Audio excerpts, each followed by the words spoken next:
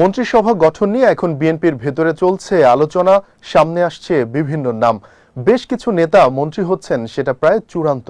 এর সঙ্গে আলোচনা হচ্ছে পরবর্তী রাষ্ট্রপতি কে হবেন।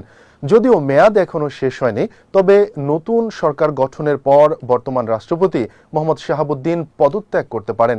বিষয়টি তিনি গেল ডিসেম্বরে বার্তা সংস্থা রয়টার্সকে দেয়া এক সাক্ষাৎকারে জানিয়ে দিয়েছিলেন। আওয়ামী লীগের মনোনয়নে 2023 সালে বিনা প্রতিদ্বন্দ্বিতায় রাষ্ট্রপতি নির্বাচিত হন 75 বছর বয়সী মোহাম্মদ শাহাবুদ্দিন। সংবিধান অনুযায়ী রাষ্ট্রপতি পদের মেয়াদ 5 বছর।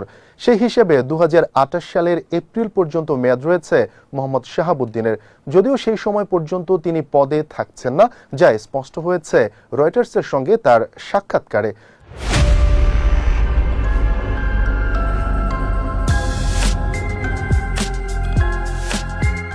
রাষ্ট্রপতি মোহাম্মদ শাহাবুদ্দিন তখন আরো বলেছিলেন, সব কনসুলেট, দূতাবাস ও হাই কমিশনে রাষ্ট্রপতির প্রতিকৃতি, রাষ্ট্রপতির ছবি হঠাৎ এক রাতেই সেগুলো উধাও করে ফেলা হয়েছে। এতে মানুষের কাছে একটি ভুল বার্তা গেছে যে সম্ভবত রাষ্ট্রপতিকে সরিয়ে দেওয়া হচ্ছে। আমি খুব অপমানিত বোধ করেছিলাম। এদিকে বিএনপির একটি সূত্র জানিয়েছে, রাষ্ট্রপতি পদের জন্য বিবেচনায় রয়েছেন দলের স্থায়ী কমিটির সদস্য খন্দকার মোশাররফ হোসেন। দলের স্থায়ী কমিটির আরেক সদস্য নজরুল ইসলাম খানও আলোচনায় রয়েছেন। তবে মোশাররফ হোসেনের নাম জোরালোভাবে বিবেচনা করা হচ্ছে বলে জানিয়েছে বিএনপির একাধিক সূত্র। বিএনপি সরকার গঠন করতে পারলে খন্দকার মোশাররফ হোসেন রাষ্ট্রপতি হতে পারেন বলে আগেও আলোচনা হয়েছে।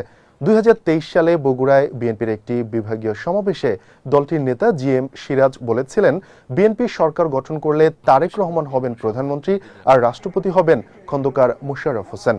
৭৯ বছর বয়সী খন্দকার মোশাররফ হোসেন কুমিল্লা 1 আসন থেকে এবার সংসদ সদস্য নির্বাচিত হয়েছেন।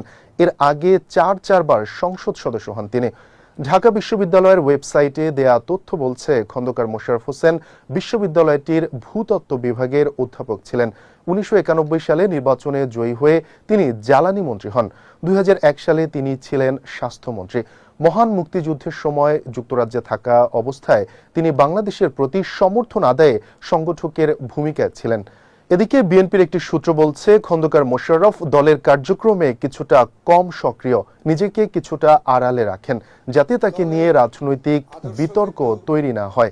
সূত্র জানিয়েছে, রাষ্ট্রপতি পদে বিএনপির স্থায়ী কমিটির সদস্য নজরুল ইসলাম খানের নামটি আলোচনায় থাকলেও তাকে প্রধানমন্ত্রীর রাজনৈতিক উপদেষ্টা করার পরামর্শ রয়েছে দলের অভ্যন্তরে। খালেদা জিয়ার জানাজায় বিপুল জামায়াতে দলের পক্ষ থেকে বক্তব্য দিয়েছেন নজরুল ইসলাম খান। এবার বিএনপি নির্বাচন পরিচালনা কমিটির আহ্বায়কও ছিলেন তিনি।